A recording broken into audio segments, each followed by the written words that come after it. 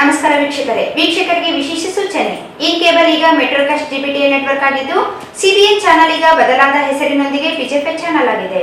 ವಾರ್ತೆಗಳ ಪ್ರಾಯೋಜಕರು ಶ್ರೀ ರಾಘವೇಂದ್ರ ಘೀ, ಶ್ರೀ ರಾಘವೇಂದ್ರ ತುಪ್ಪ.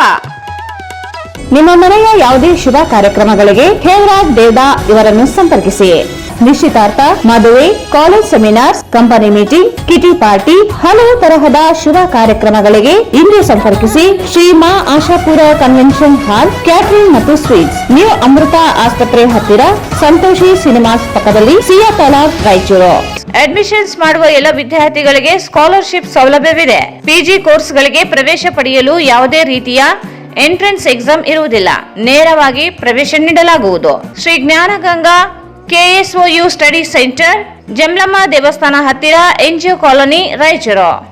SAK convention hall, book now flat 50% discount. Save of the season with luxury rooms, faculty, fully centralized AC halls, wide parking areas, facilities. Visit SAK Convention Hall, Shekhar Nagar, IB Road, Raichur. Raichur's biggest jewel palace. All types of jewelries available in only KTB Jewel Palace. Visit KTB Jewel Palace, Udayanagar, station road, Raichur. Raichur ಜನರ ಚಿರಪರಿಚಿತ ಮಾಣಿಕ ನಗರದಲ್ಲಿ ಇರುವ ಶ್ರೀ ಭಕ್ತ ಮಾರ್ಕಂಡೇಶ್ವರ ದೇವಸ್ಥಾನ ಮತ್ತು ಕಲ್ಯಾಣ ಮಂಟಪ. ಹಲವು ವರ್ಷಗಳಿಂದ ಕಲ್ಯಾಣ ಮಂಟಪದಲ್ಲಿ ಶುಭ ಕಾರ್ಯಕ್ರಮಗಳನ್ನು ಆಯೋಜಿಸಲಾಗುತ್ತಿದ್ದು, ಇದೀಗ ಹೊಸ ರೂಪದಲ್ಲಿ ಕಲ್ಯಾಣ ಮಂಟಪ ಹೊಂದಿದೆ.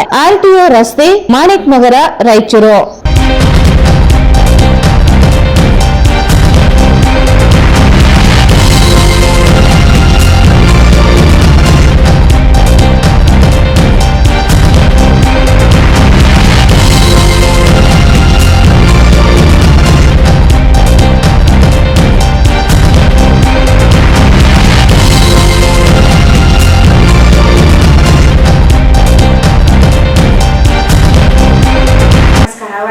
ಸ್ವಾಗತ. ಮೊದಲಿಗೆ ಮುಖ್ಯಾಂಶಗಳು. RDCC ಬ್ಯಾಂಕ್ನಲ್ಲಿ ಹಗಲು ದರೋಡೆ, 5 ಪ್ರಕರಣ ದಾಖಲು, ತಪ್ಪಿತಸ್ಥರನ್ನು ಬಂಧಿಸಿ ನ್ಯಾಯಾಂಗ ತನಿಖೆ ನಡೆಸಿ ಆರ್ ಮಾನ್ಸಯ್ಯ.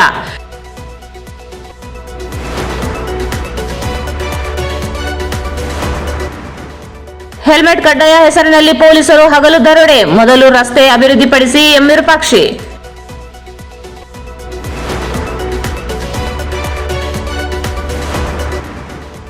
ನಿವೇಶನ ನೀಡದೆ ವಂಚನೆ, MD ಶಾಹೀನ್ ರಾಜಾ ವಿರುದ್ಧ ಕ್ರಮಕ್ಕೆ ಶಿವಮೂರ್ತಿ ಆಗ್ರಹ.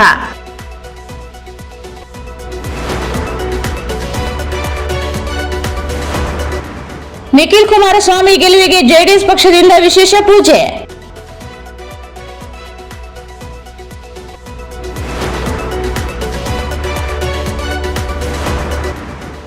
ನವೆಂಬರ್ 4ರಂದು ಕನ್ನಡ ರಾಜ್ಯೋತ್ಸವ ಹಾಗೂ ಜೈ ಕರ್ನಾಡು ರಕ್ಷಣಾ ಸೇನೆ ಜಿಲ್ಲಾ ಘಟಕ ಉದ್ಘಾಟನೆ.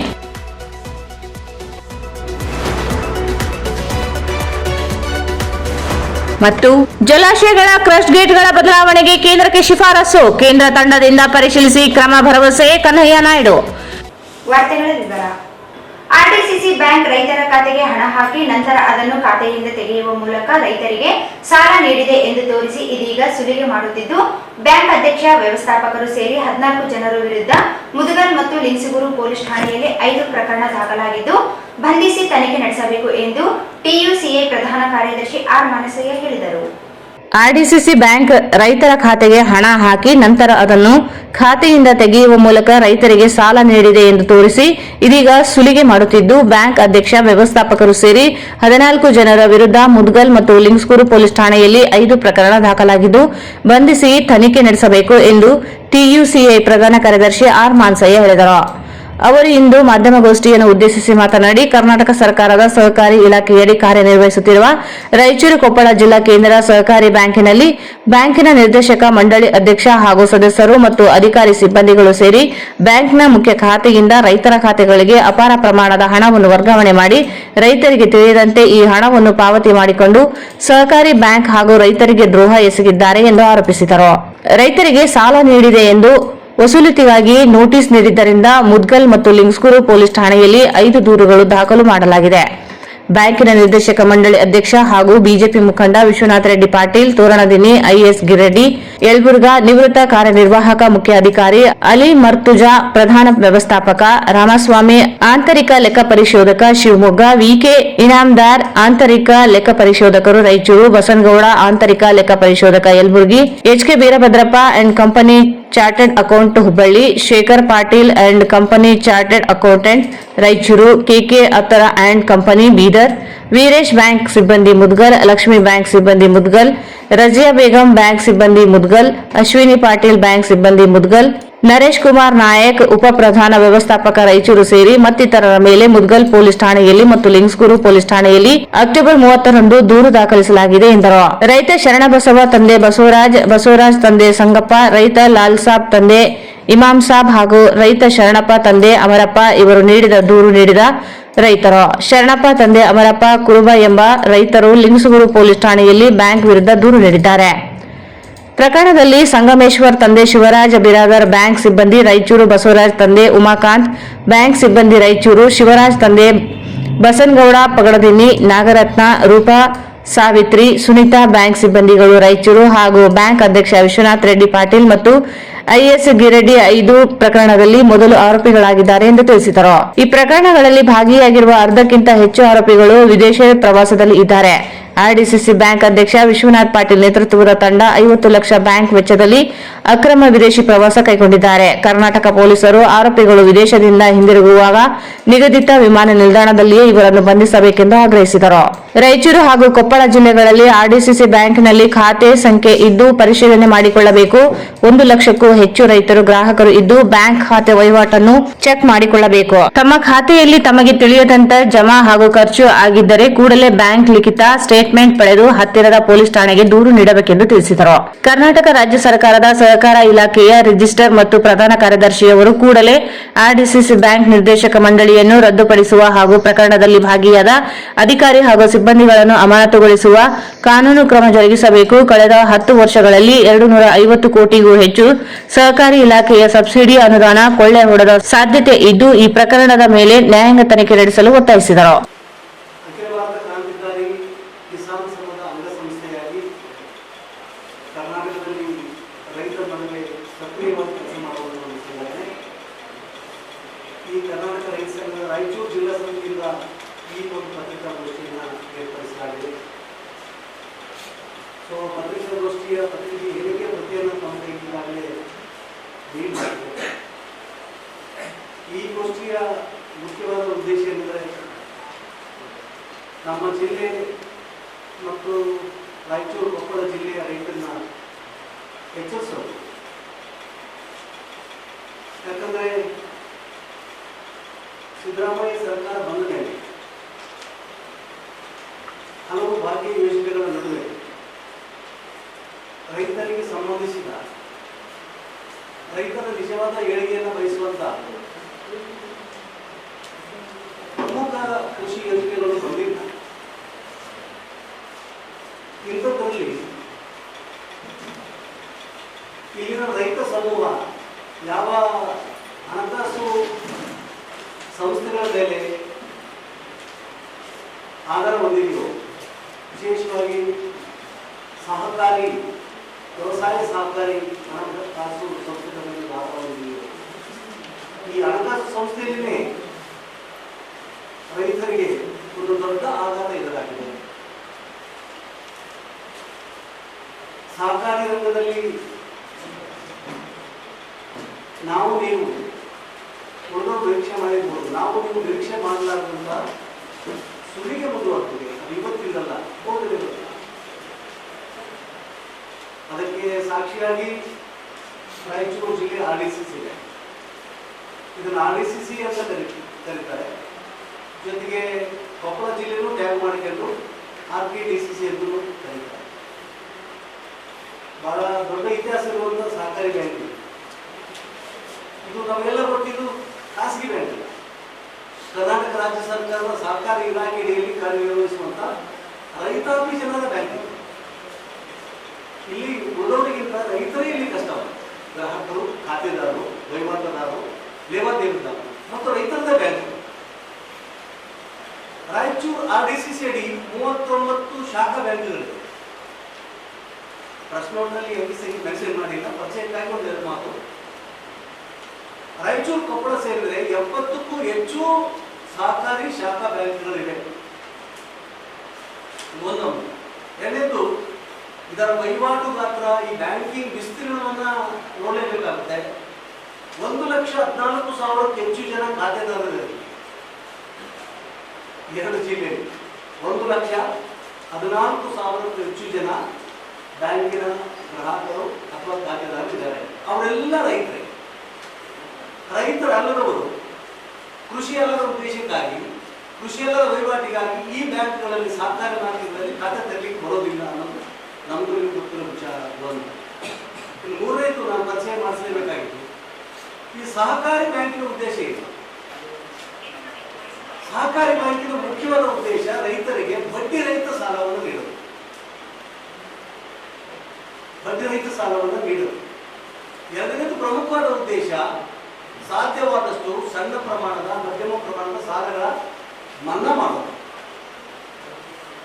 ರಾಷ್ಟ್ರೀಕೃತ ಬ್ಯಾಂಕ್ಗಳು, ವಾಣಿಜ್ಯ ಬ್ಯಾಂಕ್ಗಳು ಯಾವ ರೈತರಿಗೆ ಸಾಲ ಕೊಡುವ ವಿಚಾರದಲ್ಲಿ ವಿಳಂಬ ಮಾಡ್ತಾವೋ, ಹೆಚ್ಚು ಬಡ್ಡಿಯನ್ನು ವಿಧಿಸ್ತಾವೋ, ಆ ಬಡ್ಡಿನ ತಪ್ಪಿಸಲಿಕ್ಕೆ, ವಿಳಂಬವನ್ನು ತಪ್ಪಿಸಲಿಕ್ಕೆ ಆಕ್ಚುಲಿ ಸಹಕಾರಿ ಇಲಾಖೆ ಈ ಕೆಲಸವನ್ನು ಮಾಡ್ತದೆ.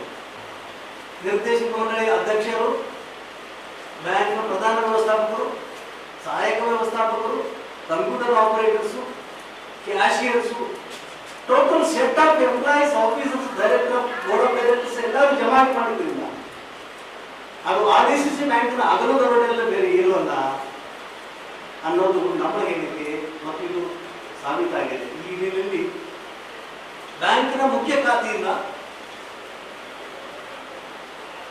ರೈತರಿಗೆ ಗೊತ್ತಾಗಲಾರದ ರೀತಿಯಲ್ಲಿ ರೈತರ ಖಾತೆಗೆ ಹಣವನ್ನು ಜಮಾ ಮಾಡ್ತಾರೆ.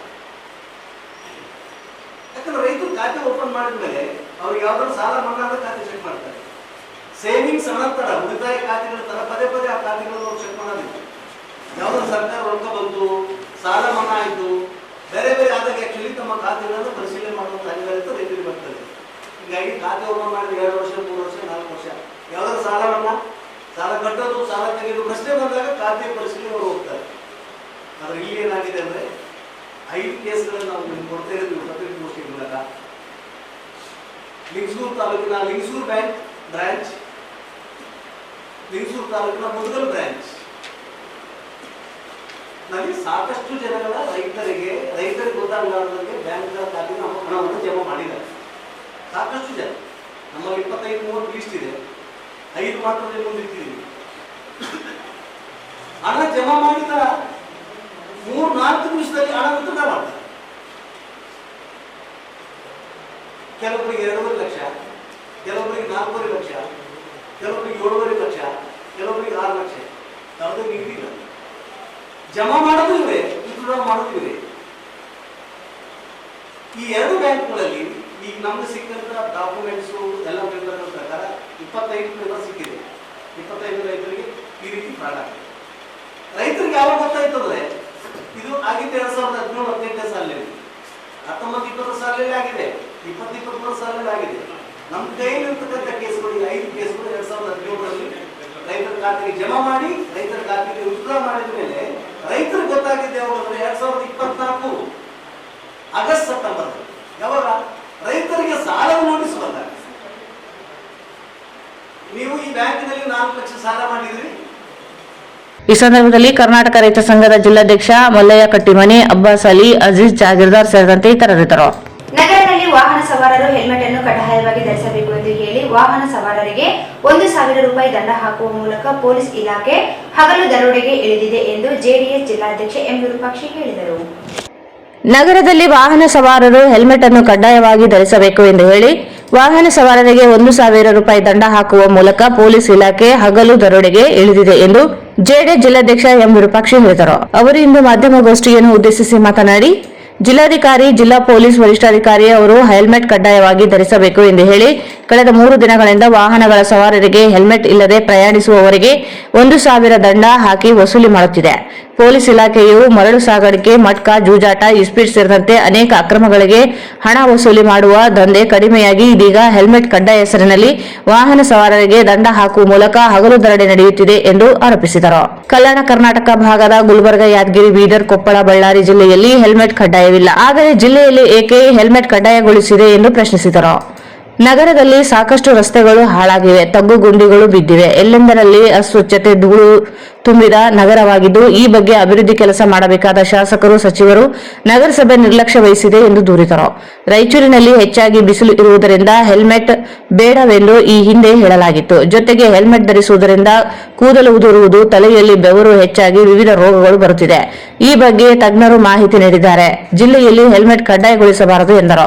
ಜಿಲ್ಲೆಯಲ್ಲಿ ರಸ್ತೆ ಸರಿ ಇಲ್ಲದೆ ವಾಹನಗಳು ಅಪಘಾತಗಳು ನಡೆಯುತ್ತಿದೆ. ಈ ಬಗ್ಗೆ ಕ್ರಮ ವಹಿಸದೆ ಹೆಲ್ಮೆಟ್ ಧರಿಸಲು ಆದೇಶಿಸಿದ್ದು ಸರಿಯಲ್ಲ. ಕೂಡಲೇ ಇದನ್ನು ಮರುಪರಿಶೀಲನೆ ಮಾಡಬೇಕು. ಹೆಲ್ಮೆಟ್ ಕಡ್ಡಾಯಗೊಳಿಸಬಾರದು ಎಂದರು. ಯಾವುದೇ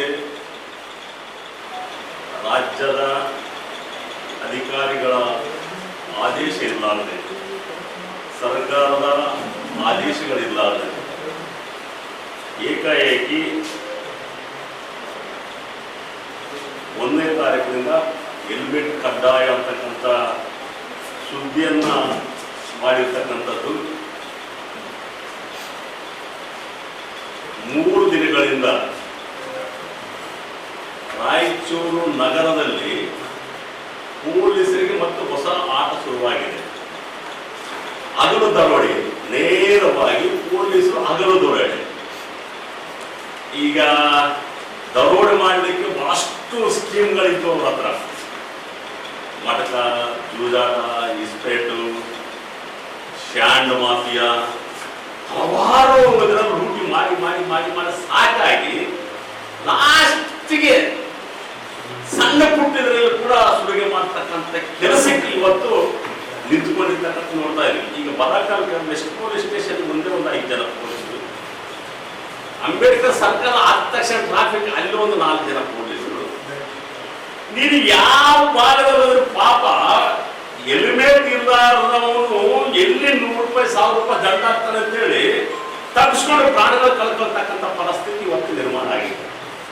ನಮಗೆ ಹೆಲ್ಮೆಟ್ ನೀವು ಹಾಕಂತಕ್ಕಂಥದ್ದು ನಮ್ಮ ಪ್ರಾಣ ಉಳಿಸಲಿಕ್ಕೆ ತಪ್ಪಂತ ಹೇಳ್ತಾ ಇಲ್ಲ.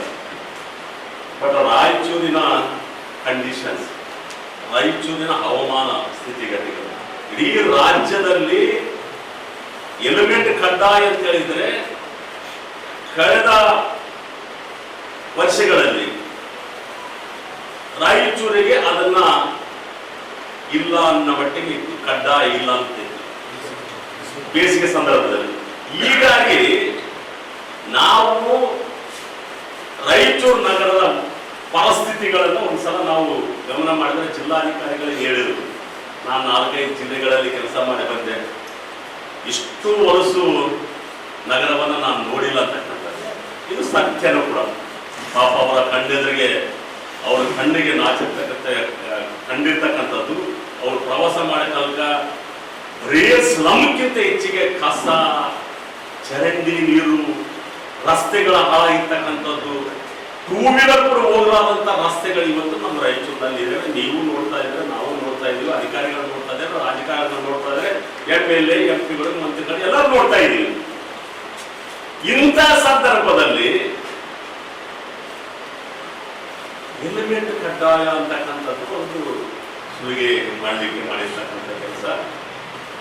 ಹೆಲ್ಮೆಟ್ ಅನ್ನ ಹಾಕೋದ್ರಿಂದ ಸುಮಾರು 42-43 ಉಷ್ಣಾಂಶ ಇರೋ ರಾಯಚೂರಿನಲ್ಲಿ ನಾವು ನಿನ್ನೆಲ್ಲ ಕೂಡ ಒಂದು ಅದರ ರಿಸರ್ಚ್ ಮಾಡಿದ್ದೀವಿ. ಒಬ್ಬ ಡಾಕ್ಟರ್ ಹೇಳ್ತಾನೆ, ಹೆಲ್ಮೆಟ್ ಹಾಕೋದ್ರಿಂದ ಬೆವರು ಒಳಗಡೆ ಹೋಗಿ ಕೂದಲು ತುಂಡಾಗಿ ಹಲವಾರು ರೋಗಗಳು ಬರ್ತಕ್ಕಂಥ ಚಾನ್ಸಸ್ ಇದೆ ಅಂತಕ್ಕಂಥದ್ದನ್ನ ಸ್ಪಷ್ಟವಾಗಿ ಹೇಳ್ತಾರೆ. ಯಾವ ರೀತಿಯಲ್ಲಿ ಬ್ಯಾಕ್ಟೀರಿಯಾಗಳು ಉತ್ಪತ್ತಿ ಆಗ್ತಾವ ಅಂತಕ್ಕಂಥದ್ದು ಇದನ್ನ ನಾನು ಬೆಳಗ್ಗೆ ಯೂಟ್ಯೂಬ್ನೆಲ್ಲ ಎಲ್ಲ ಕೂಡ ನೋಡಿದೀವಿ. ಬಟ್ ಈಗ ಇಲ್ಲೇ ನಿಮ್ಮಲ್ಲಿ ಕುಂತಾಗ ಗುಲ್ಬರ್ಗಿಗೆ ಫೋನ್ ಮಾಡಿದೀವಿ, ಅಲ್ಲಿ ಕಣ್ಣಿಗೆ ಇಲ್ಲ, ಕಡ್ಡಾಯ ಇಲ್ಲ.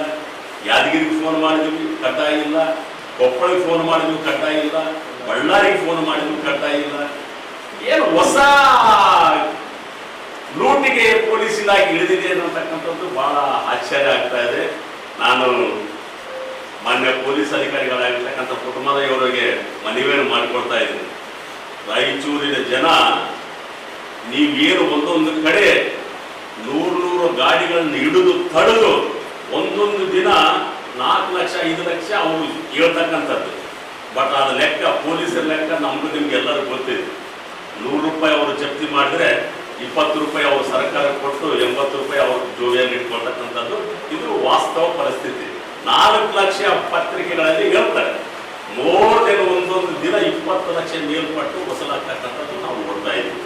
ಹೀಗಾಗಿ ನಾವು ರಾಯಚೂರಿನಲ್ಲಿ ಡಿವೈಡರ್ಗಳಿಲ್ಲ, ರಸ್ತೆಗಳಿಲ್ಲ. SP ಆಫೀಸ್ ಮುಂದೆನೇ ಡಿವೈಡರ್ಗಳಿಲ್ಲ.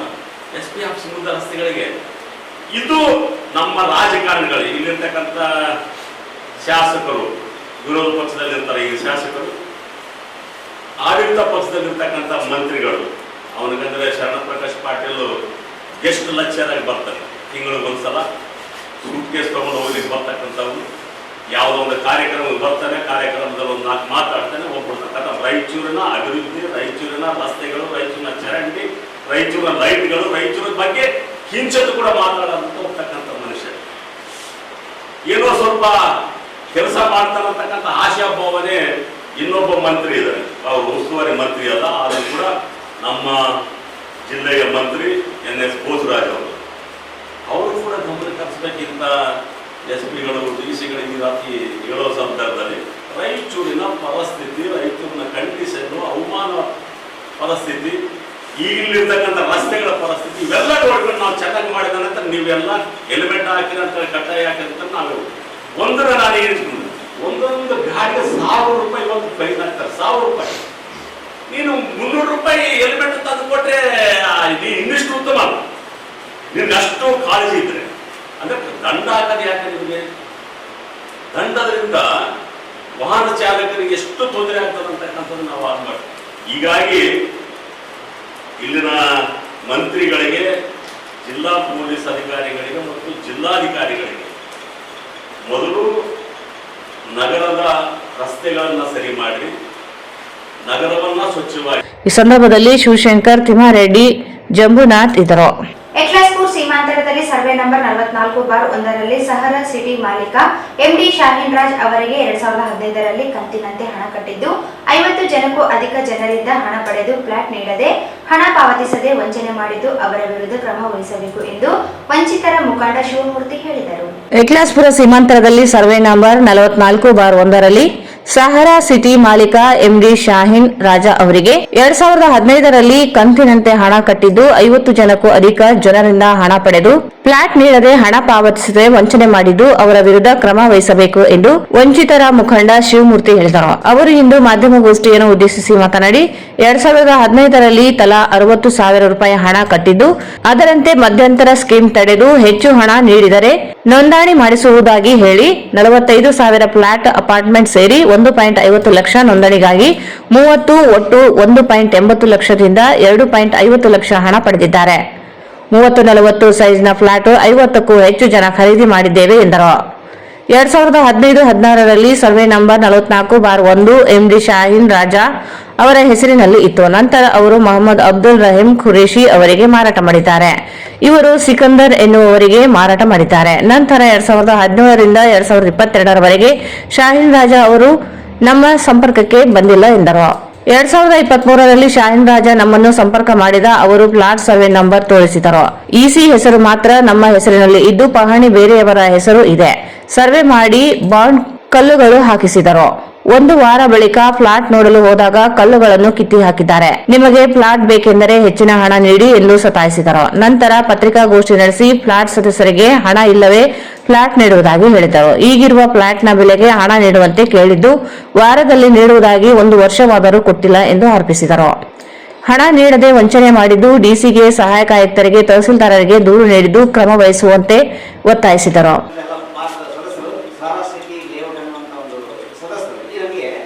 ಈ ಒಂದು ಇದರ ಮಾಲೀಕರಾಗಿರ್ತಕ್ಕಂಥ ಶ್ರೀ MD ಶಾಹೀನ್ ರಾಜಾ ಅವರು ನಮಗೆ ಈ ಪ್ಲಾಟಿನ ಒಂದು ವ್ಯವಹಾರದಲ್ಲಿ ನಮಗೆ ಒಂದು ಅನ್ಯಾಯ ಮಾಡಿದ್ದಾರೆ. ಅದಕ್ಕಾಗಿ ನಮಗೆ ನ್ಯಾಯ ಒದಗಿಸಿಕೊಡ್ಬೇಕಂತ ನಾವೆಲ್ಲರೂ ಇಲ್ಲಿ ಸದಸ್ಯರು ಸೇರಿದ್ದೀವಿ. ಅದರ ಒಂದು ಉದ್ದೇಶ ಈ ಸುಮಾರು 10 ವರ್ಷದಿಂದ ನಮಗೆ ನ್ಯಾಯ ಒದಗಿಸಿಕೊಟ್ಟಿಲ್ಲ. ಅದಕ್ಕಾಗಿ ಇವತ್ತು ನಾವು ಈ ಒಂದು ಅನ್ಯಾಯವನ್ನು ವ್ಯಕ್ತಪಡಿಸಲಿಕ್ಕೆ ನಿಮ್ಮ ಒಂದು ಸುದ್ದಿ ನಾವು ಈಗ ಅದು ಒಂದು ಹೇಳ್ತಾ ಇದ್ದಾರೆ. ಈಗ ಈ ಒಂದು ವಿಸ್ತಾರವಾಗಿರ್ತಕ್ಕಂಥ ಒಂದು ಮಾಹಿತಿ ನಿಮಗೆ ಹೇಳ್ತಾ ಪಡಿಸ್ತೀವಿ. ಆ ದಿನಾಂಕ ಈಗ 3/11/2024 ರಾಯಚೂರಿನ ಪತ್ರಿಕಾ ಭವನದಲ್ಲಿ ರಾಯಚೂರು ಹಾಗೂ ಸುತ್ತಮುತ್ತಲಿನ ನಿವಾಸಿಗಳಾದ ನಾವು ಯಕ್ಲಾಸ್ಪುರ ಸೀಮಾಂತದಲ್ಲಿರುವ ಜಮೀನು ಸರ್ವೆ ನಂಬರ್ 44/1ರಲ್ಲಿ ಸಾರಾ ಸಿಟಿ ಮಾಲೀಕರಾದ ಶ್ರೀ MD ಶಾಹಿದ್ ರಾಜಾ ಇವರು ಸದರಿ ಸಾರಾ ಸಿಟಿ ಲೇಔಟ್ ಎಂಬ ಹೆಸರಿನಲ್ಲಿ ಚಂದ್ರಕಾಂತ್ ಟಾಕೀಸ್ ಕಾಂಪ್ಲೆಕ್ಸ್ ನಂಬರ್ 10ರಲ್ಲಿ ಇವರು ಕಚೇರಿಯನ್ನಾಗಿ ಮಾಡಿಕೊಂಡಿದ್ದು, ಆದರೆ ಇವರು 2015ರಲ್ಲಿ ಇವರು ತಲಾ ಒಬ್ಬರಲ್ಲಿ ತಿಂಗಳಿಗೆ ಕಂತಿನ ಆಧಾರದಲ್ಲಿ ಒಟ್ಟು 60,000 ರೂಪಾಯಿಯನ್ನು ನಿಗದಿಪಡಿಸಿದ್ದಾರೆ. ಈ 60,000 ರೂಪಾಯಿಯನ್ನು ನಿಗದಿಪಡಿಸಿದ ನಂತರ ನಾವೆಲ್ಲ ಪಾವತಿಸಿದ ನಂತರ ಮಧ್ಯಂತರ ಒಂದು ಸ್ಕೀಮ್ ತಂದು ಹಿಡಿದು ನಮಗೆ ಪ್ಲಾಟ್ನ ಬಗ್ಗೆ ವಿಚಾರಿಸಿಕೊಂಡು ಹೋದಾಗ ಇನ್ನೂ ನನಗೆ 1 ವರ್ಷ ಸಮಯವಿದೆ ಎಂದು ಹೇಳಿ, ಆ ನಂತರ ನನಗೆ 2015ರಲ್ಲಿ ನನಗೆ ಪ್ಲಾಟ್ ನೋಂದಣಿ ಮಾಡಿಸಿಕೊಳ್ಳೋದಾದರೆ ನಿಮಗೆ ಹೆಚ್ಚಿನ ಹಣ ಪಾವತಿಸಿದರೆ ನಿಮ್ಮ ಹೆಸರಿಗೆ ನೋಂದಣಿ ಮಾಡಿಸಿಕೊಡ್ತೇವೆ ಎಂದು ಷರತ್ತು ಮಾಡಿದರು. ಅದರಂತೆ ಶಾಯರಾಜ್ ಇವರು ತಿಳಿಸಿದ ಪ್ರಕಾರ ನಾವು ಮಧ್ಯಂತರದಲ್ಲಿ ಈ ಪ್ಲಾಟ್ಗಳ ಡೆವಲಪ್ಮೆಂಟ್ ಚಾರ್ಜ್ ಹೆಚ್ಚಳವಾಗುತ್ತೆ ಎಂದು ₹45,000 ಮತ್ತು ಪ್ಲಾಟ್ ಡೆವಲಪ್ಮೆಂಟ್ ಚಾರ್ಜ್ ₹45,000 ಕೊಟ್ಟು ₹1,50,000 ನಮ್ಮಿಂದ ಪಡೆದುಕೊಂಡು ನಂತರ ಸದರಿ ನೋಂದಣಿ ಕಚೇರಿಯಲ್ಲಿ ಈ ನಮ್ಮ ಪ್ಲಾಟನ್ನು ನೋಂದಣಿ ಮಾಡಿಸುವ ಸಲುವಾಗಿ ₹30,000 ಕೊಟ್ಟು ನಮ್ಮಿಂದ ₹1,80,000 ₹2,50,000ವರೆಗೆ 35-40 ಸೈಜಿನ ಪ್ಲಾಟ್ ನೋಂದಣಿ ಮಾಡಿಸುತ್ತಾರೆ. ಪ್ರಸ್ತುತವಾಗಿ ಸದರಿ ಲೇಔಟ್ನ ಸಭ್ಯದಲ್ಲಿರುವ ಈಗಿನ ಒಟ್ಟು ಸದಸ್ಯರು 50ಕ್ಕಿಂತ ಹೆಚ್ಚು ಇರುತ್ತಾರೆ. ತದನಂತರ 2015ರಲ್ಲಿ ಜಮೀನು survey number 44/1 MD Shahid Raja ಇವರು ಹೆಸರಿರುತ್ತದೆ. ಸದರಿಗಿಂತ ಈ ಭೂಮಿಯನ್ನು ನಮ್ಮ ಸದಸ್ಯರ ಹೆಸರಿನಲ್ಲಿ ಮುನ್ಸಿಪಲ್ ನಂಬರ್ ನನ್ನರಿಸಿ ನೋಂದಣಿ ಮಾಡಿಕೊಟ್ಟಿರ್ತಾರೆ. ಇದಾದ ನಂತರ 2016ರಲ್ಲಿ MD ಶಾಹಿದ್ ರಾಜಾ ಅವರು ನಮಗೆ ನೋಂದಣಿ ಮಾಡಿಸಿದ ಸದರಿ ಪ್ಲಾಟ್ಗಳ ಭೂಮಿಯ ಸರ್ವೆ ನಂಬರ್ 44/1 ಬೇರೆಯವರ ಮೊಹಮ್ಮದ್ ಅಬ್ದುಲ್ ರಹೀಂ ಕುರೇಶಿ ಮತ್ತು ಹೆಸರಿಗೆ ಮಾರಾಟ ಮಾಡಿದ ನಂತರ ಅಬ್ದುಲ್ ರಹೀಂ ಕುರೇಶಿ ಇವರಿಂದ ಸಿಕಂದರವರಿಗೆ ಪ್ರಸ್ತುತವಾಗಿ ಮಾರಾಟ ಮಾಡಿರುತ್ತಾರೆ. ನಂತರ ನನಗೆ ಶಾಹಿದ್ ರಾಜಾ ಅವರು ಮರು ಮಾರಾಟ ಮಾಡಿದ ನಂತರ 2017ರಿಂದ 2022ರವರೆಗೆ ನನಗೆ ಸಂಪರ್ಕ ಸಿಕ್ಕಿರುವುದಿಲ್ಲ. ನಂತರ ಅವರ ಮನೆಗೆ ಹೋಗಿ ವಿಚಾರಿಸಿದಾಗ MD ಶಾಹಿದ್ ಅವರು ನನಗೆ ಸಿಕ್ಕಿರುವುದಿಲ್ಲ, ಸಂಪರ್ಕಕ್ಕೆ ಸಿಕ್ಕಿರುವುದಿಲ್ಲ. ತದನಂತರ ಪ್ಲಾಟ್ನಿಂದ ವಂಚಿತರಾದ ನಾವುಗಳು ಒಂದು ಗ್ರೂಪನ್ನು ರಚಿಸಿಕೊಂಡು ಈ ಒಂದು ಸಂಪರ್ಕಕ್ಕೆ ನಾವು ಒಬ್ಬರಿಗೊಬ್ಬರು ಸೇರಿಕೊಂಡು ಸುಮಾರು 5 ಜನರು ನಮ್ಮ ಸಂಪರ್ಕದಲ್ಲಿ ಬಂದಿದ್ವಿ. ಅಂದರೆ ಎಲ್ಲರಿಗೂ ಈ ಪ್ಲಾಟ್ನಿಂದ ಅನ್ಯಾಯ ಇರತಕ್ಕಂಥ ಸದಸ್ಯರು ಸೇರಿ ಮತ್ತೆ ಕೆಲವರ ನಂತರ ಇವರನ್ನು ಸಂಪರ್ಕಿಸಿದಾಗ ಸದರಿ ನಮ್ಮ ಹೆಸರಿನ ಪ್ಲಾಟ್ಗಳ ಭೂಮಿಯನ್ನು ಬೇರೆಯವರಿಗೆ ಹೆಸರಿಗೆ ನೋಂದಣಿ ಮಾಡಿದ ಭೂಮಿಯಲ್ಲಿಯೇ ನಮಗೆ ದಿನಾಂಕ 26/10/2023ರಂದು MD ಶಾಹಿದ್ ರಾಜ್ ಅವರು ನಮಗೆ ಸದರಿ ಪ್ಲಾಟ್ ಸರ್ವೆ ನಂಬರ್ನಲ್ಲಿಯೇ ತೋರಿಸಿದರು. ಆಗ ಎಲ್ಲ ಸದಸ್ಯರು ಈ ಪ್ಲಾಟ್ಗಳ EC ನಮ್ಮ ಹೆಸರಿನಲ್ಲಿ ಬರುತ್ತದೆ, ಆದರೆ ಈ ಜಮೀನಿನ ಪ್ರಾಣಿ ಬೇರೆಯವರ ಹೆಸರಿದೆ ಅಂತ ಹೇಳಿದಾಗ MD ಶಾಹಿದ್ ರಾಜ್ ಅವರು ನಮಗೆ ಮೊದಲು ನೋಂದಣಿ ಮಾಡಿ ಇದೇ ಇರುತ್ತದೆ ಎಂದು ಹೇಳಿ ನಮಗೆ ಧೈರ್ಯ ಕೊಟ್ಟು ಮರು ಸರ್ವೆ ಮಾಡಿಸಿ ಇದೇ ನಿಮ್ಮ ಜಾಗ ಎಂದು ತೋರಿಸಿ ನಮಗೆ 30-40 ಸೈಜಿನಲ್ಲಿ ಬಾಂಡ್ಗಳನ್ನು ಹಾಕಿಸಿಕೊಟ್ಟು ಆ ನಂತರ ನಾವು ಹಣ ಬೇಕೆಂದು ಒತ್ತಾಯ ಮಾಡಿರ್ತಾರೆ. ಆಗ ನಾವು ಪ್ರೆಸ್ ಮೀಟ್ ಮಾಡಿದ್ದನ್ನು ಕೇಳಿದ ನಂತರ ಶಾಹಿದ್ ರಾಜ್ ಅವರು ಪ್ರತ್ಯೇಕವಾಗಿ ಪ್ರೆಸ್ ಮೀಟ್ ಮಾಡಿ ಒಬ್ಬೊಬ್ಬರ ಸದಸ್ಯರಿಗೆ ಕಾರ್ಡ್ಗಳಾಗಲಿ ಇಲ್ಲ ಹಣಗಳನ್ನಾಗಿ ಕೊಡೋದಾಗಿ ಪ್ರೆಸ್ ಮೀಟ್ ಮಾಡಿ ಶಾಹಿದ್ ರಾಜ್ ಅವರು ಸುಳ್ಳು ಹೇಳಿಕೆಯನ್ನು ನೀಡಿದ್ದಾರೆ.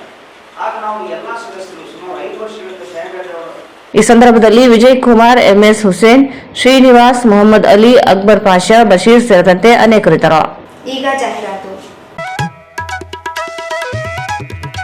ಶ್ರೀ ರಾಘವೇಂದ್ರ ತುಪ್ಪ, ಶ್ರೀ ರಾಘವೇಂದ್ರ ಘೀ, ಶ್ರೀ ರಾಘವೇಂದ್ರ ತುಪ್ಪ, ಶ್ರೀ ರಾಘವೇಂದ್ರ ಘೀ. ನಿಮ್ಮ ಮನೆಯ ಯಾವುದೇ ಶುಭ ಕಾರ್ಯಕ್ರಮಗಳಿಗೆ ಹೇಮರಾಜ್ ದೇವದಾ ಇವರನ್ನು ಸಂಪರ್ಕಿಸಿ.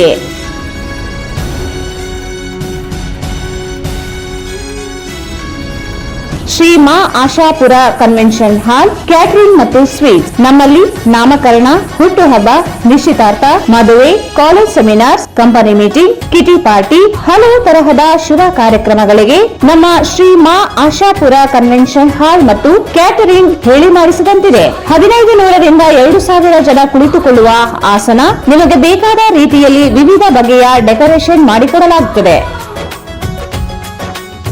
ಬೃಹದಾಕಾರದ ಊಟದ ಸ್ಥಳದ ವ್ಯವಸ್ಥೆ ಹೊಂದಿದ್ದು 24 ಗಂಟೆಗಳ ಕಾಲ ಕುಡಿಯುವ ನೀರು, ವಿದ್ಯುತ್ ಹಾಗೂ ಜನರೇಟರ್ ಮತ್ತು ವಿಶಾಲವಾದ ಪಾರ್ಕಿಂಗ್ ವ್ಯವಸ್ಥೆ ಹೊಂದಿದೆ. ನಾವು ಜನರ ಮನ ಮುಟ್ಟುವ ರೀತಿಯಲ್ಲಿ ಕಾರ್ಯಕ್ರಮಗಳನ್ನು ಯಶಸ್ವಿಗೊಳಿಸಿಕೊಡುತ್ತೇವೆ. ಇಂದೇ ಸಂಪರ್ಕಿಸಿ Shri Maa Ashapura convention hall catering ಮತ್ತು ಸ್ವೀಟ್ಸ್, ನ್ಯೂ ಅಮೃತ ಆಸ್ಪತ್ರೆ ಹತ್ತಿರ, ಸಂತೋಷಿ ಸಿನಿಮಾಸ್ ಪಕ್ಕದಲ್ಲಿ, ಸಿಯಾ ತಲಾಬ್, ರಾಯಚೂರು. Khevaraj Devada, mobile number 9741687789. ಶ್ರೀ ಜ್ಞಾನಗಂಗಾ ಶಿಕ್ಷಣ ಸಂಸ್ಥೆ, Shri Jnanaganga KSOU study centre, recognised by Karnataka state open university Mysuru. ಉನ್ನತ ಶಿಕ್ಷಣದ ಕನಸು ನನಸು ಮಾಡಿಕೊಳ್ಳುವ ಅವಕಾಶ. ರಾಯಚೂರಿನಲ್ಲಿ ವಿಶೇಷವಾಗಿ ಕಾಂಪಿಟೇಟಿವ್ ಎಕ್ಸಾಮ್ಗೆ ಪ್ರಿಪೇರ್ ಆಗುವ ವಿದ್ಯಾರ್ಥಿಗಳಿಗೆ, ಸರ್ಕಾರಿ ನೌಕರಿ ಮಾಡುತ್ತಿರುವವರಿಗೆ, ಪಾರ್ಟ್ ಟೈಮ್ ಜಾಬ್ ಮಾಡುತ್ತಿರುವ ವಿದ್ಯಾವಂತ ನಿರುದ್ಯೋಗಿ ಯುವಕರಿಗೆ, ಉನ್ನತ ಪದವಿ ಪಡೆಯಬೇಕೆನ್ನುವ ಗೃಹಿಣಿಯರಿಗೆ ಮನೆಯಲ್ಲಿಯೇ ಕುಳಿತು ಉನ್ನತ ಶಿಕ್ಷಣ ಪಡೆಯುವ ಅವಕಾಶ ನಿಮ್ಮ ರಾಯಚೂರಿನಲ್ಲಿ. ಪ್ರವೇಶಗಳು ಪ್ರಾರಂಭವಾಗಿವೆ. PG courses MA, MSc, MCom, MBA, MCA, MSW, M laboratory and ISc. ಅವಧಿ 2 ವರ್ಷ. UG courses BSc, BCom, BCA, BSW, BA, BBA. ಅವಧಿ 3 ವರ್ಷ. ವಿಶೇಷ ಸೂಚನೆ: KSOU certificate are eligible for all government jobs and promotions. Admissions ಮಾಡುವ ಎಲ್ಲ ವಿದ್ಯಾರ್ಥಿಗಳಿಗೆ scholarship ಸೌಲಭ್ಯವಿದೆ. PG ಕೋರ್ಸ್ಗಳಿಗೆ ಪ್ರವೇಶ ಪಡೆಯಲು ಯಾವುದೇ ರೀತಿಯ ಎಂಟ್ರೆನ್ಸ್ ಎಕ್ಸಾಮ್ ಇರುವುದಿಲ್ಲ. ನೇರವಾಗಿ ಪ್ರವೇಶ ನೀಡಲಾಗುವುದು. ಕೊನೆಯ ದಿನಾಂಕ 30/10/2024. ಹೆಚ್ಚಿನ ಮಾಹಿತಿಗಾಗಿ ಸಂಪರ್ಕಿಸಿ ರಾಜಾ ಶ್ರೀನಿವಾಸ್, ಪ್ರಾಚಾರ್ಯರು. Mobile number 9916941389. ಸ್ಥಳ Shri Jnanaganga KSOU study centre, Jamalamma ದೇವಸ್ಥಾನ ಹತ್ತಿರ, NGO ಕಾಲೋನಿ, ರಾಯಚೂರು. ನಿಮ್ಮ ಯಾವುದೇ ಶುಭ ಕಾರ್ಯಕ್ರಮಗಳು ನಿಮ್ಮ ನೆನಪಿನಲ್ಲಿ ಉಳಿಯಬೇಕೇ? ಪ್ರಪ್ರಥಮ ಬಾರಿಗೆ ರಾಯಚೂರು ನಗರದಲ್ಲಿ ಅತ್ಯಂತ ವೈಭವವಾಗಿ ಆಚರಿಸಲು ವಿಶಾಲವಾದ ಕನ್ವೆನ್ಷನ್ ಹಾಲ್, ಅದು SCK convention hall. We decorate, you celebrate. ಸಂಪೂರ್ಣ ಏರ್ ಕಂಡೀಷನರ್ ಹಾಲ್ ಇದಾಗಿದ್ದು 600 ರಿಂದ 800 ಆಸನಗಳನ್ನು ಹೊಂದಿದ್ದು ಪ್ರತ್ಯೇಕವಾದ ಡೈನಿಂಗ್ ಹಾಲ್ ಹೊಂದಿದೆ. ನಮ್ಮಲ್ಲಿ naming ceremony, engagement, marriage, reception, college seminars, corporate events, product launching, brand promotion, get together parties, ಇನ್ನು ಹಲವು ರೀತಿಯ ಫಂಕ್ಷನ್ಸ್ ಇಲ್ಲಿ ಮಾಡಬಹುದು. ವಿಶಾಲವಾದ ಪಾರ್ಕಿಂಗ್ ವ್ಯವಸ್ಥೆ ಹೊಂದಿದ್ದು ರೈಲ್ವೆ ಸ್ಟೇಷನ್ ಮತ್ತು bus ಸ್ಟ್ಯಾಂಡ್ಗೆ ಹತ್ತಿರವಿದೆ.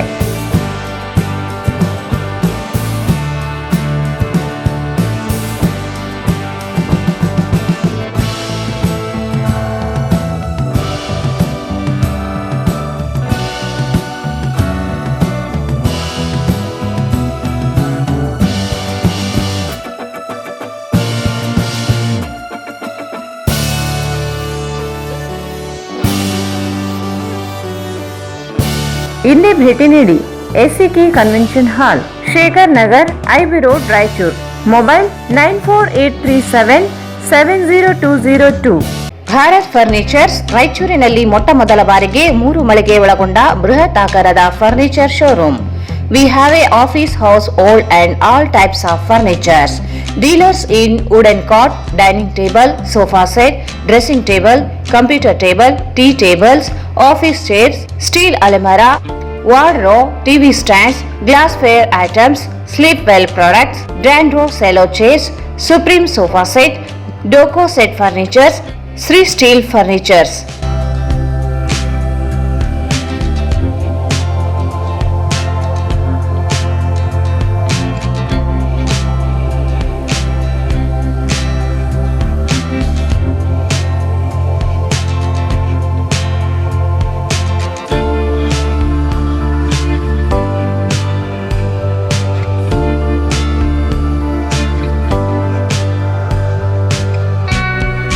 For more details, contact Bharat Furnitures, CPS Complex, opposite Shiva Mandir, Patel road, Raichur. Mobile 9880240955. Raichur ಜನರ ಚಿರಪರಿಚಿತ ಮಾಣಿಕನಗರದಲ್ಲಿ ಇರುವ ಶ್ರೀ ಭಕ್ತ ಮಾರ್ಕಂಡೇಶ್ವರ ದೇವಸ್ಥಾನ ಮತ್ತು ಕಲ್ಯಾಣ ಮಂಟಪ. ಹಲವು ವರ್ಷಗಳಿಂದ ಕಲ್ಯಾಣ ಮಂಟಪದಲ್ಲಿ ಶುಭ ಕಾರ್ಯಕ್ರಮಗಳನ್ನು ಆಯೋಜಿಸಲಾಗುತ್ತಿದ್ದು, ಇದೀಗ ಹೊಸ ರೂಪದಲ್ಲಿ ಕಲ್ಯಾಣ ಮಂಟಪ ಹೊಂದಿದೆ. ನಮ್ಮಲ್ಲಿ ನಾಮಕರಣ, ಹುಟ್ಟುಹಬ್ಬ, ನಿಶ್ಚಿತಾರ್ಥ, ಮದುವೆ, ಹಲವು ತರಹದ ಶುಭ ಕಾರ್ಯಕ್ರಮಗಳಿಗೆ 800ರಿಂದ 1000ದವರೆಗೆ ಜನರು ಕುಳಿತುಕೊಳ್ಳುವ ಆಸನ ವ್ಯವಸ್ಥೆ, ಬರುವ ಅತಿಥಿಗಳಿಗೆ ಪ್ರತ್ಯೇಕ ಕೊಠಡಿಗಳ ವ್ಯವಸ್ಥೆ ಹೊಂದಿದ್ದು, ಪ್ರತ್ಯೇಕವಾದ ಊಟದ ಸ್ಥಳದ ವ್ಯವಸ್ಥೆ, 24 ಗಂಟೆಗಳ ಕಾಲ ಕುಡಿಯುವ ನೀರು, ವಿದ್ಯುತ್ ಹಾಗೂ ಜನರೇಟರ್ ವ್ಯವಸ್ಥೆ, ನಿಮಗೆ ಬೇಕಾದ ರೀತಿಯ ವಿವಿಧ ಬಗೆಯ ಡೆಕೋರೇಷನ್ ಮಾಡಿಕೊಡಲಾಗುತ್ತದೆ. ನಾವು ಜನರ ಮನ ಮುಟ್ಟುವ ಹಾಗೆ ಕಾರ್ಯಕ್ರಮಗಳನ್ನು ಯಶಸ್ವಿಗೊಳಿಸಿಕೊಡುತ್ತೇವೆ ಮತ್ತು ಪಾರ್ಕಿಂಗ್ ವ್ಯವಸ್ಥೆ ಹೊಂದಿದೆ. ಹಿಂದೆ ಸಂಪರ್ಕಿಸಿ ಶ್ರೀ ಭಕ್ತ ಮಾರ್ಕಂಡೇಶ್ವರ ದೇವಸ್ಥಾನ ಮತ್ತು ಕಲ್ಯಾಣ ಮಂಟಪ, RTO ರಸ್ತೆ, ಮಾಣಿಕ್ ನಗರ, ರಾಯಚೂರು. ಅಧ್ಯಕ್ಷರು 9448120391.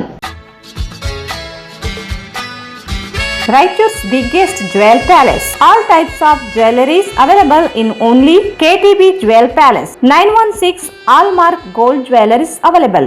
ವಿಶೇಷವಾಗಿ ಬಂಗಾರದ ಆಭರಣಗಳಾದ ನಮ್ಮಲ್ಲಿ ಫ್ಯಾನ್ಸಿ ಇಯರಿಂಗ್ಸ್, ಫ್ಯಾನ್ಸಿ ನೆಕ್ಲೆಸ್, ಮಾಂಗಲ್ಯ ಮತ್ತು ಬಳೆಗಳು, ಇನ್ನು ಅನೇಕ ತರಹದ ಆಭರಣಗಳು ದೊರೆಯುತ್ತವೆ. ಬೆಳ್ಳಿಯ ಆಭರಣಗಳಾದ ಕಾಲುಂಗುರ, ಕಾಲುಗೆಜೆ, ಬೆಳ್ಳಿಯ ಪೂಜಾ ಐಟಮ್ಸ್, ವಿವಿಧ ರೀತಿಯ ಆರ್ಟಿಕಲ್ಸ್ ದೊರೆಯುತ್ತವೆ. ರಾಯಚೂರಿನಲ್ಲಿ ಮೊದಲ ಬಾರಿಗೆ ಯುವಕರಿಗಾಗಿಯೇ bracelets, chains,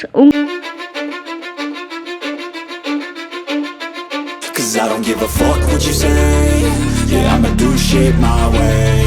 So you can go kick rocks, I'ma stack bricks up, build what I want to make. Yo, I got a lot of shit to say, so I'ma do this every day. I'll be writing things until I'm fucking buried in my grave. 6 feet deep under, but my body won't decay. Cause my messages are timeless, so they'll put them on display. Oh yeah, I rap with a certainty, I have a sense of urgency. A message for eternity, for everyone internally. I had some people burning me, but now they fucking learn to see I ain't the one to fuck with. Now they looking nervously, and I don't really care what you think of me respectfully. You can kick rocks if you think you're fucking better. KTB Jewel Palace, Udayanagar, Station Road, Raichur. Mobile 8123535300. ಮತ್ತೊಮ್ಮೆ ವಾರ್ತೆಗಳಿಗೆ ಸ್ವಾಗತ. ಚನ್ನಪಟ್ಟಣ ಉಪಚುನಾವಣೆಯಲ್ಲಿ ನಿಖಿಲ್ ಕುಮಾರಸ್ವಾಮಿಯವರ ಗೆಲುವಿಗಾಗಿ ಇಂದು ನಗರದ ಗಾಂಧಿ ವೃತ್ತದ ಹತ್ತಿರದ ಹನುಮಾನ್ ಮಂದಿರದಲ್ಲಿ JDS ಪಕ್ಷದ ವತಿಯಿಂದ ಮತ್ತು ಎಲ್ ಶಿವಶಂಕರ್ ವಕೀಲ್ ಜಿಲ್ಲಾಧ್ಯಕ್ಷರು ಇವರ ವತಿಯಿಂದ ವಿಶೇಷ ಪೂಜೆ ಕಾರ್ಯಕ್ರಮ ಏರ್ಪಡಿಸಲಾಗಿತ್ತು. ಚನ್ನಪಟ್ಟಣ ಉಪಚುನಾವಣೆಯಲ್ಲಿ ನಿಖಿಲ್ ಕುಮಾರಸ್ವಾಮಿಯವರ ಗೆಲುವಿಗಾಗಿ ಇಂದು ನಗರದ ಗಾಂಧಿ ವೃತ್ತದ ಹತ್ತಿರದ ಹನುಮಾನ್ ಮಂದಿರದಲ್ಲಿ ಜೆಡಿಎಸ್ ಪಕ್ಷ ವತಿಯಿಂದ ಮತ್ತು ಎನ್ ಶಿವಶಂಕರ್ ವಕೀಲರು ಜಿಲ್ಲಾ ಕಾರ್ಯಾಧ್ಯಕ್ಷರು ಇವರ ನೇತೃತ್ವದಲ್ಲಿ ವಿಶೇಷ ಪೂಜೆ ಕಾರ್ಯಕ್ರಮವನ್ನು ಹಮ್ಮಿಕೊಳ್ಳಲಾಗಿತ್ತು.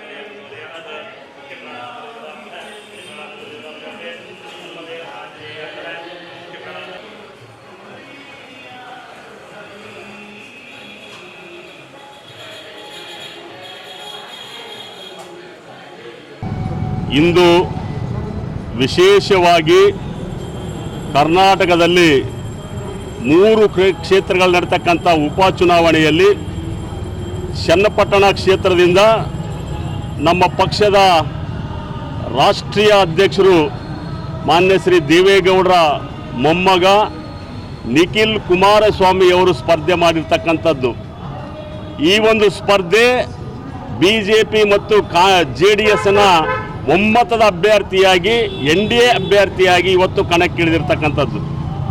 ಈ ಸಂದರ್ಭದಲ್ಲಿ ದೇವರು ಅವರಿಗೆ ಆಯುರೋಗ್ಯ ಕೊಟ್ಟು ಆಶೀರ್ವಾದ ಮಾಡಿ ಚನ್ನಪಟ್ಟಣ ಕ್ಷೇತ್ರದ ಪ್ರತಿಯೊಬ್ಬ ಮತದಾರರು ಕೂಡ ದೇವರ ಆಶೀರ್ವಾದದಿಂದ ನಿಖಿಲ್ ಕುಮಾರಸ್ವಾಮಿ ಅವರನ್ನು ಗೆಲ್ಲಿಸಬೇಕಂತೇಳಿ ಇವತ್ತು ನಾವು ರಾಯಚೂರಿನ ಪ್ರತಿಷ್ಠಿತ ಆಂಜನೇಯನ ದೇವಸ್ಥಾನದಲ್ಲಿ ಪೂಜೆಯನ್ನು ಮಾಡಿದ್ದೀವಿ. ಈ ಒಂದು ದೇವರು, ರಾಯಚೂರಿನ ಈ ಪ್ರತಿಷ್ಠಿತ ದೇವರು ನಿಖಿಲ್ ಕುಮಾರಸ್ವಾಮಿ ಅವರ ಗೆಲುವಿಗಾಗಿ ಆಶೀರ್ವಾದ ಮಾಡಲಿ ಅಂತಕ್ಕಂಥ ನಿಟ್ಟಿನಲ್ಲಿ ಇವತ್ತು ಪೂಜೆ ಮತ್ತು ಪುರಸ್ಕಾರ ಮತ್ತು ಪ್ರಸಾದ ವಿತರಣೆ ಕಾರ್ಯಕ್ರಮವನ್ನು ಜಿಲ್ಲಾ ಜನತಾದಳದಿಂದ ಹಮ್ಮಿಕೊಂಡು ಇಡೀ ರಾಯಚೂರಿನ ನಾಗರಿಕರಿಗೆ ಒಂದು ಮನವಿಯನ್ನು ನಾವು ಮಾಡಿದ್ದೀವಿ. ಇವತ್ತು ಬಲಿಪಾಡ್ಯ ದೀಪಾವಳಿ ದಿವಸ ಏನು ವಾಮನವನ್ನು ವಿಷ್ಣುವರು ಸಂಹರಿಸಿದಂತೆ ನಮ್ಮ ಕುಮಾರಸ್ವಾಮಿಯ ಸುಪುತ್ರ ಯುವ ನಾಯಕರಾದ ನಿಖಿಲ್ ಕುಮಾರಸ್ವಾಮಿಯವರು ಇವತ್ತೇನು ಜಯ ಗಳಿಸಬೇಕೆಂಬ ಉದ್ದೇಶದಿಂದ ಇವತ್ತು ನಾವು ಇವತ್ತು ವಿಶೇಷ ಪೂಜೆಯನ್ನು ಇವತ್ತು ಹಮ್ಮಿಕೊಂಡಿದ್ದೀವಿ. ಅರ್ಜುನ ಏನು ಮಹಾಭಾರತದಲ್ಲಿ ಅರ್ಜುನ ಧ್ವಜದಲ್ಲಿ, ಭಗವಾನ್ ಧ್ವಜದಲ್ಲಿ ಏನು ಆಂಜನೇಯ ಏನು ಸ್ವಾಮಿ ಇದ್ದಾರ ಅವರಿಂದ ವಿಜಯ ಆಯಿತು. ಅದೇ ರೀತಿಯಾಗಿ ಇವತ್ತು ಆಂಜನೇಯ ಸ್ವಾಮಿ ದೇವಸ್ಥಾನದಲ್ಲಿ ನಾವು ವಿಶೇಷ ಪೂಜೆ ಮಾಡುವ ಮೂಲಕ ಇವತ್ತು ಅವರು ಗೆಲ್ಲುವಂಥ ಒಂದು ಸಂಕಲ್ಪವನ್ನು ನಾವು ಮಾಡಿದ್ದೇವೆ. ಬಲಿಪಾಡ್ಯ ದೀಪಾವಳಿ ದಿವಸ ಏನು ವಾಮನವನ್ನು ವಿಷ್ಣುವರು ಸಂಹರಿಸಿದಂತೆ ನಮ್ಮ ಕುಮಾರಸ್ವಾಮಿಯ ಸುಪುತ್ರ ಯುವ ನಾಯಕರಾದ ನಿಖಿಲ್ ಕುಮಾರಸ್ವಾಮಿಯವರು ಇವತ್ತೇನು ಜಯ ಗಳಿಸಬೇಕೆಂಬ ಉದ್ದೇಶದಿಂದ ಇವತ್ತು ನಾವು ಇವತ್ತು ವಿಶೇಷ ಪೂಜೆಯನ್ನು ಇವತ್ತು ಹಮ್ಮಿಕೊಂಡಿದ್ದೀವಿ. ಅರ್ಜುನ ಏನು ಮಹಾಭಾರತದಲ್ಲಿ ಅರ್ಜುನ ಧ್ವಜದಲ್ಲಿ, ಭಗವಾನ್ ಧ್ವಜದಲ್ಲಿ ಏನು ಆಂಜನೇಯ ಏನು ಸ್ವಾಮಿ ಇದ್ದಾರ ಅವರಿಂದ ವಿಜಯ ಆಯಿತು. ಅದೇ ರೀತಿಯಾಗಿ ಇವತ್ತು ಆಂಜನೇಯ ಸ್ವಾಮಿ ದೇವಸ್ಥಾನದಲ್ಲಿ ನಾವು ವಿಶೇಷ ಪೂಜೆ ಮಾಡುವ ಮೂಲಕ ಇವತ್ತು ಅವರು ಗೆಲ್ಲುವಂಥ ಒಂದು ಸಂಕಲ್ಪವನ್ನು ನಾವು ಮಾಡಿದ್ದೇವೆ.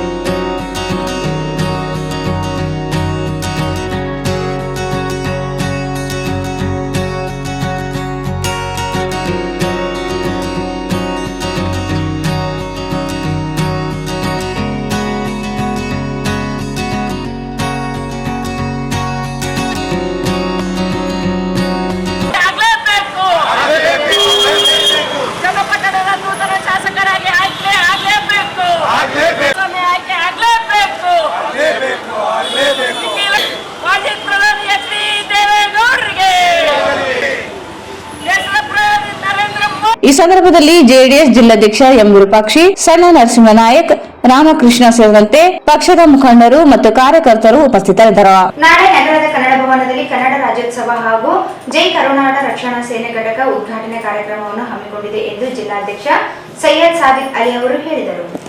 ನಾಳೆ ನಗರದ ಕನ್ನಡ ಭವನದಲ್ಲಿ ಕನ್ನಡ ರಾಜ್ಯೋತ್ಸವ ಹಾಗೂ ಜೈ ಕರುನಾಡು ರಕ್ಷಣಾ ಸೇನೆ ಜಿಲ್ಲಾ ಘಟಕ ಉದ್ಘಾಟನೆ ಕಾರ್ಯಕ್ರಮವನ್ನು ಹಮ್ಮಿಕೊಂಡಿದೆ ಎಂದು ಜಿಲ್ಲಾಧ್ಯಕ್ಷ ಸೈಯದ್ ಸಾಬಿದ್ ಅಲಿ ಹೇಳಿದರು. ಅವರು ಇಂದು ಮಾಧ್ಯಮಗೋಷ್ಠಿಯನ್ನು ಉದ್ದೇಶಿಸಿ ಮಾತನಾಡಿ, ನಾಳಿನ ಕಾರ್ಯಕ್ರಮದಲ್ಲಿ ರಾಜ್ಯಾಧ್ಯಕ್ಷ ಚನ್ನಬಸವರಾಜ್ ಕಳ್ಳಿಮಠ ಅವರು ಆಗಮಿಸಲಿದ್ದಾರೆ ಎಂದರು. ಈ ಕಾರ್ಯಕ್ರಮದಲ್ಲಿ ಪದಾಧಿಕಾರಿಗಳ ಪದಗ್ರಹಣ ಸಮಾರಂಭವಿದ್ದು ಹೆಚ್ಚಿನ ಸಂಖ್ಯೆಯಲ್ಲಿ ಜನರು ಭಾಗವಹಿಸಿ ಯಶಸ್ವಿಗೊಳಿಸಬೇಕು ಎಂದು ಮನವಿ ಮಾಡಿದರು. ಕನ್ನಡ ರಾಜ್ಯೋತ್ಸವ ಮತ್ತು ಜಿಲ್ಲಾ ಮಟ್ಟದ ಉದ್ಘಾಟನೆ ಸಮಾರಂಭ 4ನೇ ತಾರೀಕು ಕನ್ನಡ ಭವನದಲ್ಲಿ ನಾಳೆ ನಾವು ಆಚರಣೆ ಮಾಡ್ತಾ ಇದ್ದೀವಿ. ನಮ್ಮ ರಾಜ್ಯಾಧ್ಯಕ್ಷರಾದಂಥ ಬಸವರಾಜ್ ಕಳ್ಳಿಮಠ ಅವರು ಬರ್ತಿದ್ದಾರೆ ಮತ್ತು ಗೌರವ್ ಮಲ್ಲಿಕ್ ಯುವ ಘಟಕದ ಜಿಲ್ಲಾಧ್ಯಕ್ಷರು ಅವರು ಬರ್ತಿದ್ದಾರೆ. ಅದಕ್ಕಾಗಿ ಈ ಕಾರ್ಯಕ್ರಮವನ್ನು ಎಲ್ಲರೂ ತಾವು ಯಶಸ್ವಿಗೊಳಿಸಬೇಕಂತೇಳಿ ನಮ್ಮ ಎಲ್ಲ ಸಂಘಟನೆಗಳು ನಾಳೆ ಬಂದು ನಮ್ಮ ಈ ಕಾರ್ಯಕ್ರಮವನ್ನು ಯಶಸ್ವಿಗೊಳಿಸಬೇಕಂತ ತಮ್ಮಲ್ಲಿ ಕೋರುತ್ತಿದ್ದೀವಿ.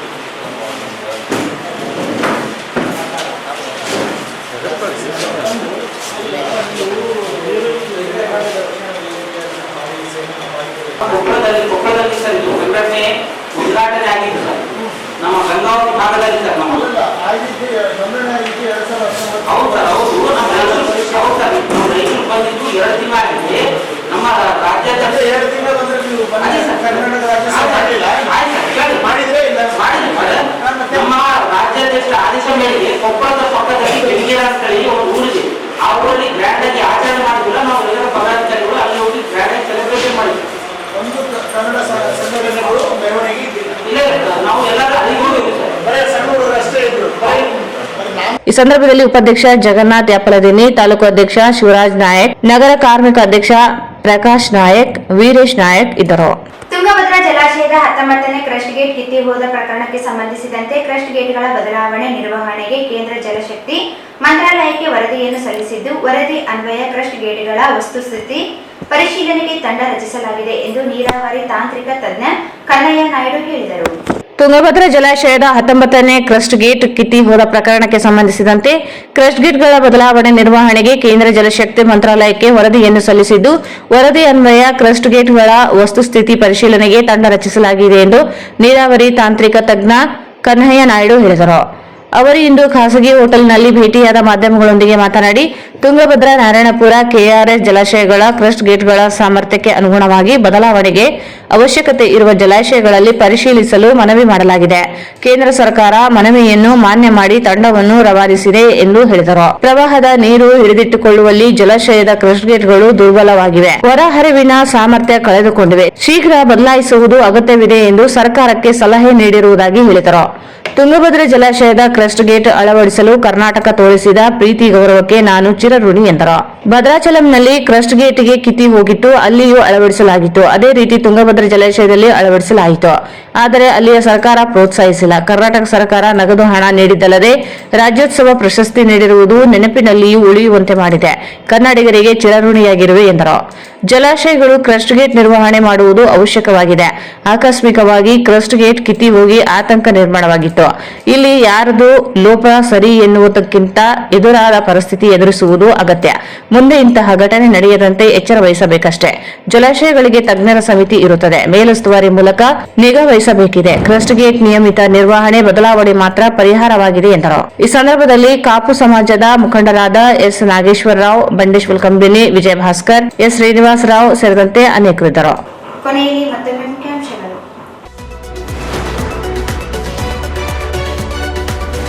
ಆರ್ಡಿಸಿಸಿ ಬ್ಯಾಂಕ್ನಲ್ಲಿ ಹಗಲು ದರೋಡೆ, 5 ಪ್ರಕರಣ ದಾಖಲು, ತಪ್ಪಿತಸ್ಥರನ್ನು ಬಂಧಿಸಿ ನ್ಯಾಯಾಂಗ ತನಿಖೆ ನಡೆಸಿ ಆರ್ ಮಾನ್ಸಯ್ಯ.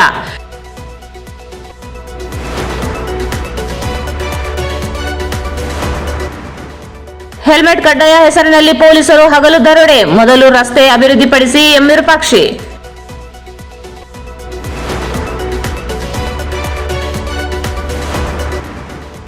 ನಿವೇಶನ ನೀಡದೆ ವಂಚನೆ, ಎಂಡಿ ಶಾಹೀನ್ ರಾಜಾ ವಿರುದ್ಧ ಕ್ರಮಕ್ಕೆ ಶಿವಮೂರ್ತಿ ಆಗ್ರಹ.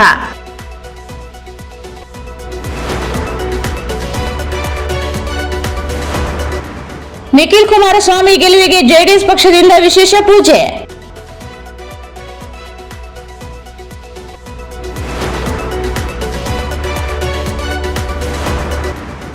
ನವೆಂಬರ್ 4ರಂದು ಕನ್ನಡ ರಾಜ್ಯೋತ್ಸವ ಹಾಗೂ ಜೈ ಕರ್ನಾಡು ರಕ್ಷಣಾ ಸೇನೆ ಜಿಲ್ಲಾ ಘಟಕ ಉದ್ಘಾಟನೆ.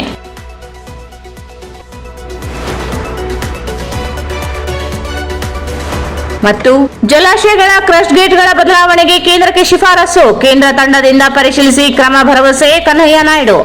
ವಾರ್ತೆಗಳನ್ನು ಪ್ರವಚಿಸಿದವರು ಶ್ರೀ ರಾಘವೇಂದ್ರ ಘೀ, ಶ್ರೀ ರಾಘವೇಂದ್ರ ತುಪ್ಪ. ನಿಮ್ಮ ಮನೆಯ ಯಾವುದೇ ಶುಭ ಕಾರ್ಯಕ್ರಮಗಳಿಗೆ ಹೇಮರಾಜ್ ದೇವದಾ ಇವರನ್ನು ಸಂಪರ್ಕಿಸಿ. ನಿಶ್ಚಿತಾರ್ಥ, ಮದುವೆ, college seminars, company meeting, ಕಿಟಿ party, ಹಲವು ತರಹದ ಶುಭ ಕಾರ್ಯಕ್ರಮಗಳಿಗೆ ಇಂದು ಸಂಪರ್ಕಿಸಿ. Shri Maa Ashapura convention hall, catering ಮತ್ತು ಸ್ವೀಟ್ಸ್, ನ್ಯೂ ಅಮೃತ ಆಸ್ಪತ್ರೆ ಹತ್ತಿರ, ಸಂತೋಷಿ ಸಿನಿಮಾಸ್ ಪಕ್ಕದಲ್ಲಿ, ಸಿಯಾ ತಲಾಬ್, ರಾಯಚೂರು. ಅಡ್ಮಿಷನ್ಸ್ ಮಾಡುವ ಎಲ್ಲ ವಿದ್ಯಾರ್ಥಿಗಳಿಗೆ ಸ್ಕಾಲರ್ಶಿಪ್ ಸೌಲಭ್ಯವಿದೆ. ಪಿಜಿ ಕೋರ್ಸ್ಗಳಿಗೆ ಪ್ರವೇಶ ಪಡೆಯಲು ಯಾವುದೇ ರೀತಿಯ ಎಂಟ್ರೆನ್ಸ್ ಎಕ್ಸಾಮ್ ಇರುವುದಿಲ್ಲ, ನೇರವಾಗಿ ಪ್ರವೇಶ ನೀಡಲಾಗುವುದು. Shri Jnanaganga KSOU study centre, Jamalamma ದೇವಸ್ಥಾನ ಹತ್ತಿರ, NGO colony, Raichur. SAK convention hall, book now, flat 50% discount, save of the season with luxury rooms, faculty, fully centralized AC halls, wide parking areas, facilities. Visit SAK Convention Hall, Shekhar Nagar, IV Road, Raichur. Raichur's biggest jewel palace. All types of jewelries available in only KTB Jewel Palace. Visit KTB Jewel Palace, Udayanagar, station road, Raichur. Raichur ಜನರ ಚಿರಪರಿಚಿತ ಮಾಣಿಕನಗರದಲ್ಲಿ ಇರುವ ಶ್ರೀ ಭಕ್ತ ಮಾರ್ಕಂಡೇಶ್ವರ ದೇವಸ್ಥಾನ ಮತ್ತು ಕಲ್ಯಾಣ ಮಂಟಪ. ಹಲವು ವರ್ಷಗಳಿಂದ ಕಲ್ಯಾಣ ಮಂಟಪದಲ್ಲಿ ಶುಭ ಕಾರ್ಯಕ್ರಮಗಳನ್ನು ಆಯೋಜಿಸಲಾಗುತ್ತಿದ್ದು, ಇದೀಗ ಹೊಸ ರೂಪದಲ್ಲಿ ಕಲ್ಯಾಣ ಮಂಟಪ ಹೊಂದಿದೆ. RTO ರಸ್ತೆ, ಮಾಣಿಕ್ ನಗರ, ರಾಯಚೂರು. ಇಲ್ಲಿಗೆ ವಾರ್ತಾ ಪ್ರಸಾರ ಮುಕ್ತಾಯವಾಯಿತು. ಮುಂದಿನ ವಾರ್ತೆಗಳೊಂದಿಗೆ ಮತ್ತೆ ಭೇಟಿಯಾಗೋಣ.